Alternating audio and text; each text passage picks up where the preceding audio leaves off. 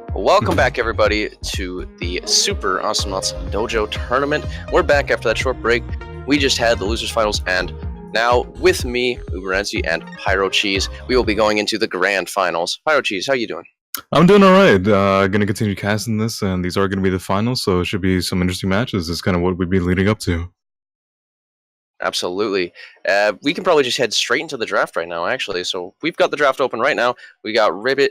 We got Boys R Us versus Serious Decisions. We've got Eddster's team, the wonderful Eddster. Shout out to him for helping cast. And then we've got the previous regional winners of the NA tournament, Serious Decisions.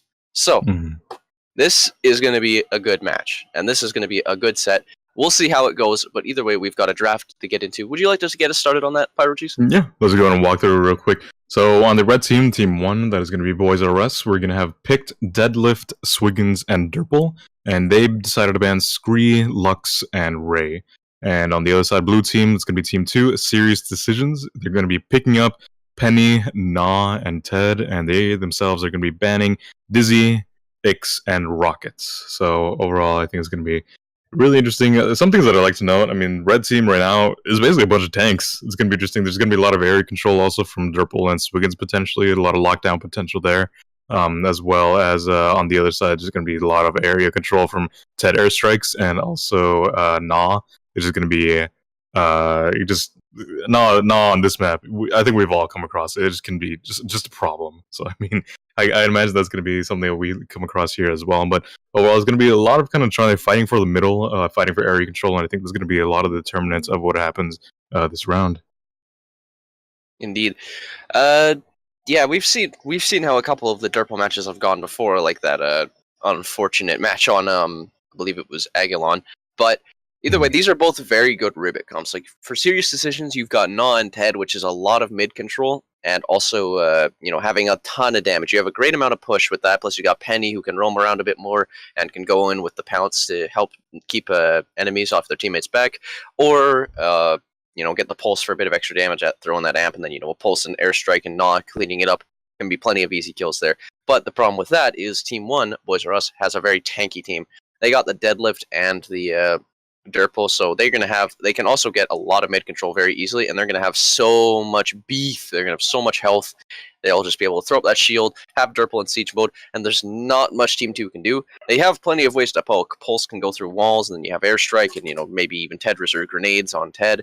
But Team 1's going to have a much easier time getting that mid control. Plus, they have the anchor they have the Swiggins who can drop the anchor in order to make it a much easier nuke to land for Derple, and then that can be plenty of pain there. I do like Ted on Ribbit. Ted's easily like my favorite character in the game, and I'm excited to see how that goes against the Derple. They're going to be fighting for that mid control constantly. But either way, we should probably hop into the match unless you have anything else you want to say quickly. No, I just the only thing I want to say is that they did ban Ix and Rocket, which are relatively strong knots and competitive. So it's going to be, I could just kind of like to see how it plays out in the draft. So that's going to be all I gotta say. With that, do you want to go ahead and get started in the game? Yes, I am at the 21-second mark. Are you ready?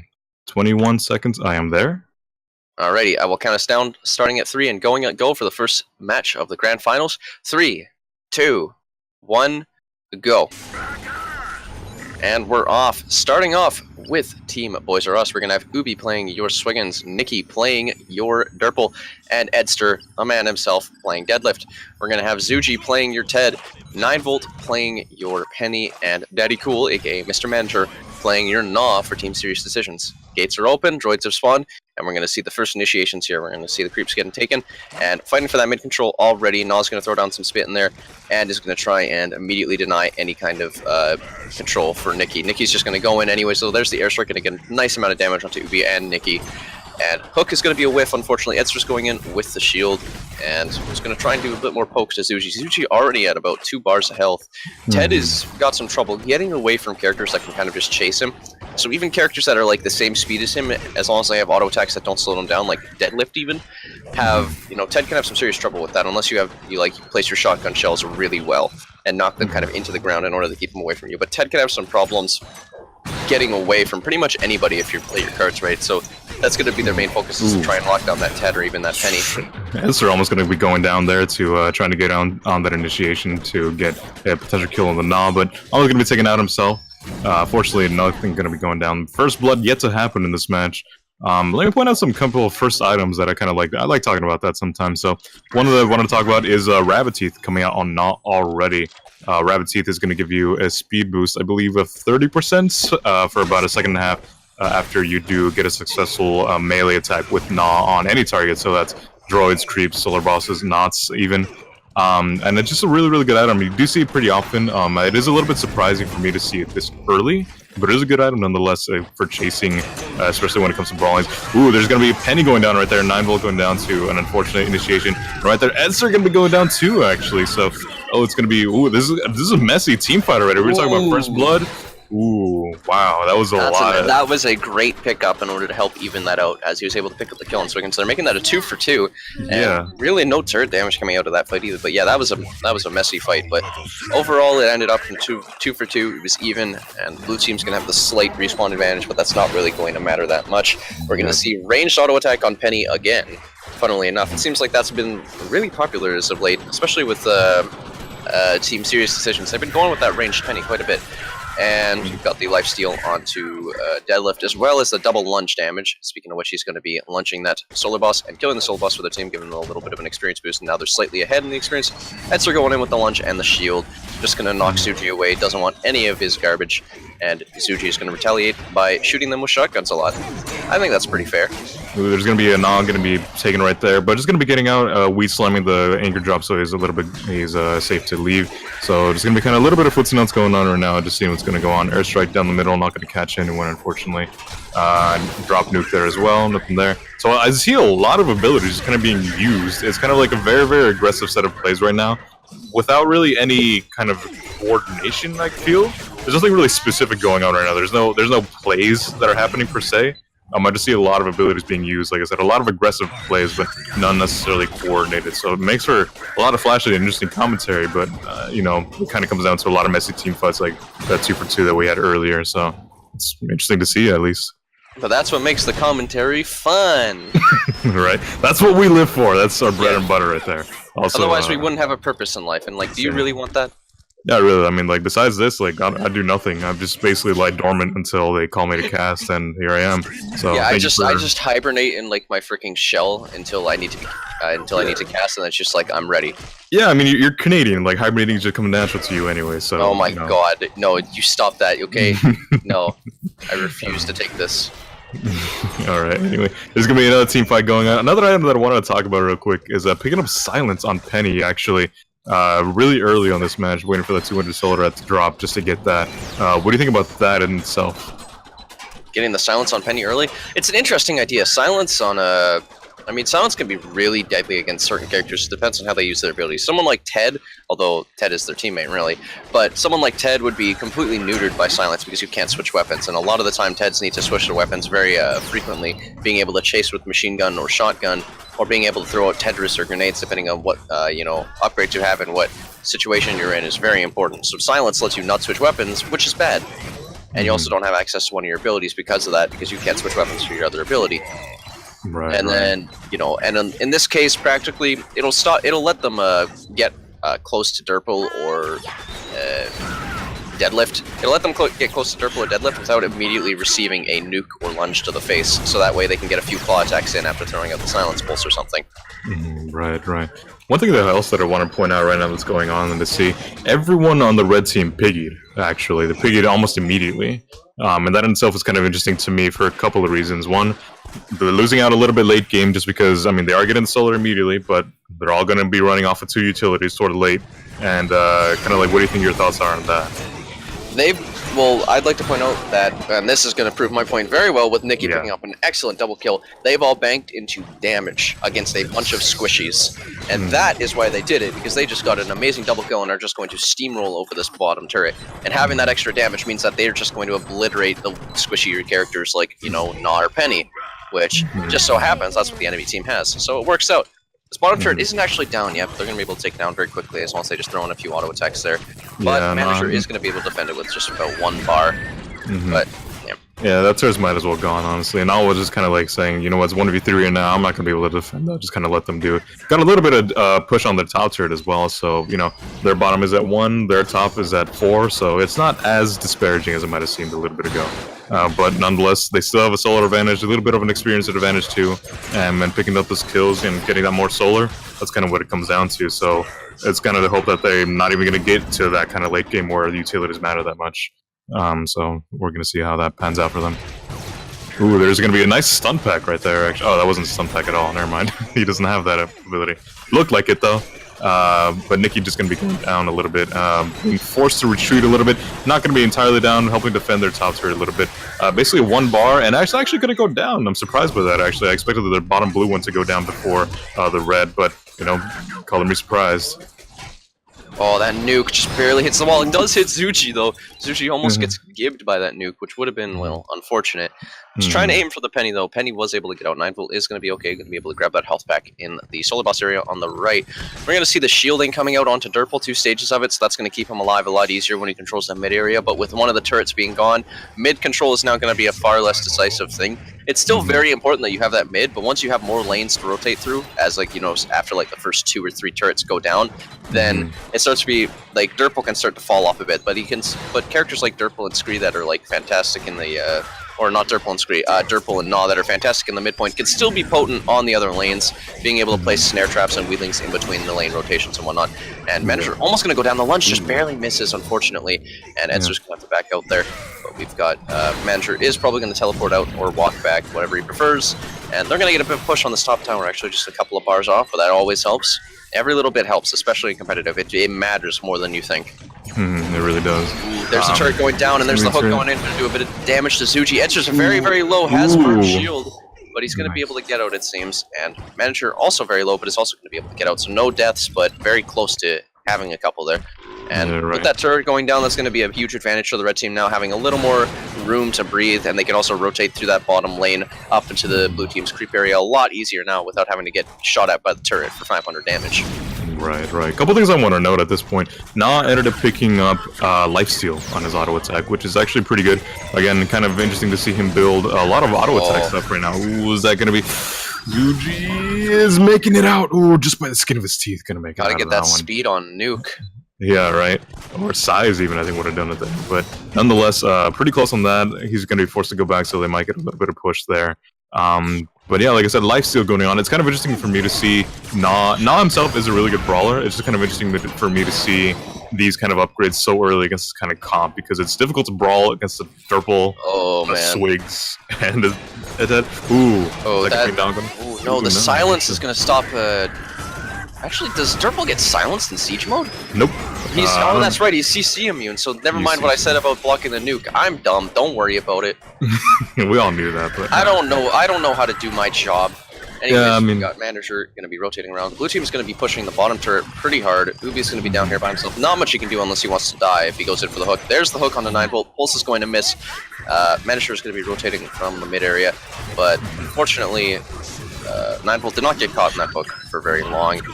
Blue team's going to be rotating to the top lane a bit, going to be clearing these droids, but now they got a bit more of an area advantage. They've got that mid control now, and when you have a Durple on your team, you know, that's not that good. You need to have that control of at least a lane, or at least the mid, like the important area. Even if you're not right in the enemy's face, it's important to have an area locked down where they just can't get in for free, and red team doesn't really have that right now, except for maybe their own jungle. Ooh, the nice hook onto Mr. Manager there. He's very hurt, but the lifesteal is going to help keep him alive. There's the nuke from Nikki, but it's just going to be too late. Yeah, unfortunately, and then they're going to be coming there. A little push on top, not too much, but yeah, just a lot of back and forth. Like you're mentioning, that it's really important in this map to have mid control. Not only like that mid chimney, now that the top turret is gone, and even the bottom one too. It's not as vital here. But what's really key and what I've seen really be effective is that area between the chimney and each solar boss. If you have control of that area, you have control over some creeps, you have control over the lane changes, and being able to catch people out there is actually really, really important. So if you can, you know, set up shop there. Ooh, actually, hold on. Penny going to be possibly going down? Yeah, there we go. There's going to be a final ludge, so it sealed the deal right there on the Penny death. So it's going to be a 1-for-0 trade right there. Swiggins is going to be going back to base, though, to heal up. He was pretty low, so... a lot of damage right there on Na. Getting a nuke off on the top turret took us a little bit of chip damage at the very least, but overall, pretty even so far right now. 5 kills to the red team's name, as opposed to 3 on the blue team's. Yeah. Talking about some interesting upgrades here, we see Greyman Group Badge onto Penny, which is going to give a little bit of extra damage for the burst, but I'm wondering if they're going to go for Cookie Monster Badge or if they're going to go for something else ridiculous in order to make that gun even more terrifying. I imagine they're probably going to go for Cookie Monster in order to have the more powerful ranged attack, which, although it's been nerfed, is still very good for pushing towers and for clearing. But we're gonna have a big fight here. Ubi and Eddster are both amped and very, very low. That DOT on Eddster, but he is gonna be able to grab a health pack and stay alive. And the snare trap is gonna dissuade Gnaw from even considering chasing there. And ooh, the airstrike is gonna hit Nikki. There's the amp. He's gonna take a ton of damage there. He's almost down, but there's the hook on the 9-volt. 9-volt's gonna go down. Ubi being very, very low is gonna get shotgun. He's gonna get shotgun down, but the DOT is gonna get the last hit, and that's gonna be 1 for 1. So far, Nikki is hurt. He's gonna get caught up before he can teleport, but nothing quite happens. One shotgun shell probably would have done the job, but still, 1 for 1. Blue team's gonna have a huge chance to push here because they have to push the red team back into their spawn. Not to mention, Nas weeds have kind of pretty insane region when you get a bit of his own poison on it, so it's kind of interesting to see that. Even if there's no droids there, you still got to push with Na. You got no problem with that. It's going to be some solar boss. That's kind of one of the things I wanted to point out as well. Eddster, so far in this match, has been pretty diligent about getting his solar boss when it's available. Blue team really hasn't been doing that too much. I think that's the first solar boss they've taken, and 3 or 4 to red team's name, so that does help a lot in XP. As well as solar gain. Over the course of an entire match, you could be looking at, roughly 150, 200 solar advantage right there, just from killing soul bosses, taking a little bit of time to do that. So overall, it's a really, really good thing to be looking out for. The one thing that I do want to point out, slow on spit from Na. So I imagine that damage would be coming next, so he's going to be looking at slow. Oh, hold on, there's going to be a team fight going right there, anchored right there on the Ted. He's going to be going down. 9-volt looking really rough there as well. Going to be barely getting out, getting a little bit of health. Going to look for something maybe on deadlift. No, maybe not confident enough with that, with the amount of health he was rocking as opposed to the deadlift. And they're just going to get a free pusher on top. It's going to be just Gnaw defending. They can just take that down pretty easily. So that's going to be about if I may interrupt, talking about the Gnaw DOT damage on Spit, I think the main thing is that Spit DOT damage is, the Spit DOT takes a long time to tick down. It takes 9 or 10 seconds for it to fully tick down. So it's not very efficient. Although it is annoying, it's not that efficient. And the second thing is, it's not cost efficient either. You get like 60 or 70 DOT for 200 solar or something along those lines. It might be more like 100, but it's not the most cost efficient thing. When you really could be spending your money on making your Spit just like super CC heavy, having slow amp, and then having the plant slam damage as well with the wild growth, means that you can do about 400 or like 350 to 500 damage depending on the stage you're in the game, just by placing weedlings on people while having 30% slow on your Spit. So really, it's honestly not worth it to buy the extra DOT damage on Gnaw all the time, but if you have the cash, then it's definitely a good mid to late game purchase. Yeah, that is one of the things I was going to say, that this Gnaw build is what I see a lot of the time, but it is more kind of the thing where it needs a little bit of time to grow and shine into like mid and late game once he actually gets all like his amp, his slow, all of his damages as well.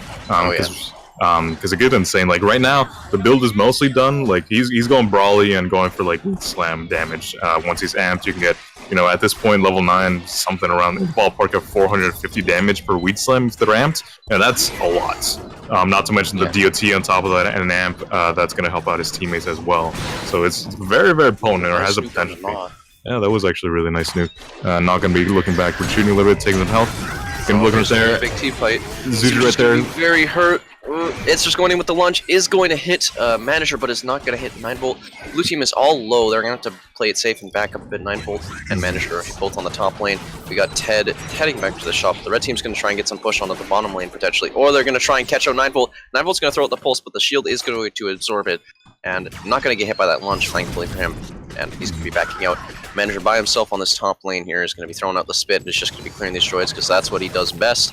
And those weedlings doing so much damage, he's going to get caught in the snare trap, but he does it on purpose. He's got Curry Mammoth, so he can burn those snares very quickly, especially since there's no duration on that snare trap, I believe.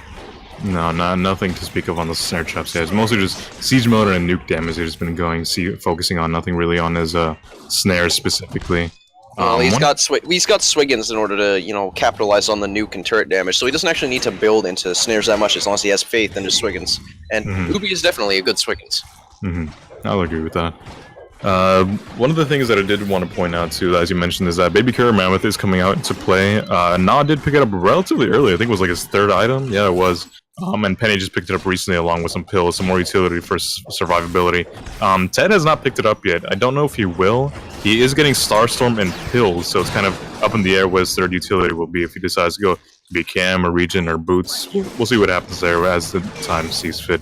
But it's just interesting to point out that they are trying to counter Durple at the very least, and also BKM in a recent patch was changed so that it does work on anchored chain. So now they're going to be chained a little bit less time as well. That's right. I always forget about that. It makes me sad because I like playing Swiggins a lot. So it's just like you buy PKM. It was mostly done to help counter Smiles as well as I know, because Smiles chain is also affected by it, but because of that Swiggins is also affected as well. It's unfortunate, but it is very potent against Swiggins. Having that BKM just cuts down the duration to almost 2 seconds. Right. Oh, right there. Wow, Gonna be some nice chase right there. Ooh, shield not gonna be enough to save the... Oh, wow, that was actually really close. So clean. Yeah, that kill wasn't the cleanest. It was good up until the rest of the team came up. Was it going to be looking for a kill right there on... Nope, it's going to be just taking out a lot of damage, and that's kind of what it comes down to. He had a lot of health to begin that fight against Nom, but a single spit and weed slam kind of took him down from maybe 3/4 to maybe 1/3 of his health. Ooh, one more auto attack on Nom would have taken him out for sure, and he just gets out just in time for that. So that was a pretty lucky break for him. Yeah. Yeah. Eddster kind of got caught in that airstrike there, so there wasn't much he could do to keep chasing, but he is going to take this solar ball. It's going to have a little more cash per team. He's going to flex and then teleport back. It's teleport animation in the game for sure. It really is good. I feel like that's the best next to Lone Star's like little gun trick he does. Yeah, this little like twirling around, little gunslinger thing right there. Yeah. But anyways, yeah, we got the blue team having a little more mid control now due to red team backing up to buy upgrades and stuff. Eddster's just going to be going in with the lunge to do as much damage as possible to Zuji. He's going to be amped. He has no fear. He is just going to keep going in, going to use the shield to absorb that airstrike. But Mr. Manager, or excuse me, actually no, yeah, that is Mr. Manager playing. No, brain fart. But he's going to be on the top lane. The hook is going to miss. Manager's going to be able to get out of there unless he gets hit by that nuke, and he does. Ooh, Nicky's going to pick up wow. a nice kill on the Manager there with a well-timed nuke. And that's going to be finally another kill in the favor of the red team, and they're going to get some serious push off of this. They don't have the Gnaw in order to help defend. Ted is still back there. Ted's going to throw the airstrike, but Ubi's going to pick up the kill into 9-volt. Oh no. Zuji's going to be here, but Nicky's going to be able to just soak up that damage from that turret, and there's not much Zuji can do unless he wants to get hooked and killed by that nuke. And now there's more droids coming in. There's not much you can do. The turret is actually going to go down, and that's going to be base exposure in favor of the red team here, in favor of Boys R Us. So Team Serious Decisions is in a bit of a pickle here. Our NI regional champs are not having a good time here. Yeah, right. It's kind of interesting to see all this kind of pan out as it was. Durple really just focusing a lot on kind of like sieging up in one place and just not letting that spot go. He did get more pills. He also got speed and size on Nuke, so he's actually not going to be getting anything specifically on snare. He's going to go rocking base snare, but really, like you mentioned earlier, doesn't really need to rely that much on his snares. Even just a short snare duration and maybe another lockdown from Swigs, you can get a lot done with that. Give me an engagement there. Surprisingly little damage, in my opinion, for how much time they spent like next to each other. But everyone's going to go out relatively full health. I'm just going to be looking for maybe escorting the big bot a little bit into the base at least, or maybe distracting them so that they can maybe push the other lane. Yeah, Eddster just fearless in there. Did he get health on shield? Because that looks like a lot. He did. So he has another 50% health on his shield. So in there, he's just a tank now. Like, he just go in, lunge in, shield up, and like be fine for quite a while. Kind of like soak up all the damage, and also save his teammates with that if necessary. Yeah, I believe that shield is about 1,200 or 1,000 health now too. So that is a very beefy shield. Yeah, for sure. And you saw it right there, kind of just ate a pulse and airstrike from Ted, and literally took no damage from it because of that shield. So very, very strong, very, very potent. Definitely. Yeah, Eddster playing so aggressive is helping a lot actually, as like characters like 9-volt, like Penny, is, well, they're just so squishy. It's like, you know, Eddster just goes in, lunge, and a couple auto attacks, and 9-volt's at like, you know, 70 HP and has to back out immediately. And, you know, Penny can definitely do that by using pounce, but it just means like there's not much you can do. Like, yeah, here, this is a perfect example. He's just going to go in with the auto attacks. Penny's half health, uses all their abilities. They have to back out. And Eddster's already almost full health, and he only used lunge. Yeah, really. He didn't even use protective pose right there, and he was already looking at, you know, he could have had a lot more health with that. Not to mention that I don't know if he actually did pick it up, but there is an upgrade on shield on protective pose where you can actually get health when it actually breaks. So that just makes him even more of a tank. Potentially, I don't see that upgrade on him right now, but that is kind of like more theory crafting than anything else. Yeah, it is kind of tough for the blue team right now to deal with, especially from the Penny. You know, we saw range Penny come out almost immediately, and even with that, it's kind of difficult to actually be in range to be effective with that. Without range Penny, honestly, this would be nearly impossible in my opinion, for Penny right now, because she would be forced to be so close range. And kind of on the same subject that I mentioned with Na earlier, it's difficult to go a brawl build against these guys with snare and lockdown, and even just deadlift existing. That's difficult to go up against in brawl. It's going to be even harder now because now you've got deadlift with slow on protective shield or protective pose. So now people are going to be slowed by about 20% while deadlift is chasing them. Like with his insane auto attack damage, having the ability to lunge, and of course having a shield that protects them from 1,000 damage, as well as his teammates. So now there really is not much they can do to get close. So that's terrible for characters like Ted and Na. And although Ted has a little bit of range on him, he's still there's gonna be a nice team fight. Sorry to interrupt. There's gonna be a nice team fight. Maybe not so nice. I thought it was gonna be a little bit more interesting. Eddster almost going down, but just kind of gonna be jumping up. They're just gonna go for the base now. Eddster's got low health, but he still has that protective pose, so he can just go in. And yeah, he's got that extra healing after he lands that secondary punch that does a bit more damage. Because protective post is going to go down, but 9volt's just going to get smashed. Yeah, there you go. And the lunge, and then the anchor drop going to take him down. They're just going to go for the turret here to get it done as quickly as possible, get a bit more cash and a super droid. And it's Zuji by himself, but we've got Nock coming back in just a couple seconds. There's the hook. Zuji can't do much. That was a lot of damage. Airstrike is just going to get soaked by that shield. Only takes down half of the shield too. Absolutely insane. Trying to get something done is Nah here, but he's going to get caught in the hook. And the airstrike is going to try and come out and do something, but he's just going to take too much damage from that lunge. Eddster's hurt going in. Zuji's going to go down to the nuke. Eddster's going to get the last hit on the base, and that's it. That's going to be the victory. First game of the set, won for Team Boys R Us, and they're going to win the first set, or the first game of the grand finals here. Well played. That was a very nice camera work on this victory screen, I might want to add. But on the other hand, it wasn't a very interesting match. Kind of tough out of the gate right there for the blue team. It does feel a little bit like they might have just simply been outdrafted, which, you know, that in itself, we don't really go into it too much in depth, but that's a whole meta in itself, honestly. There's a whole master classes have been given on the subject, so we're not going to go too into detail. But we can't exactly give you the full rundown on the psychology and effects of drafting. Yeah, we'll be here. We'll be here until next week, so you know, don't worry about it. So, in any case, overall, a good match to see. Pretty dominant from the red team, like I said, and kind of out of the gate. They had a lot of control, a lot of damage, a lot of harass, as well as like just a lot of just straight health. Not a whole lot that the blue team could have done to answer that, unfortunately.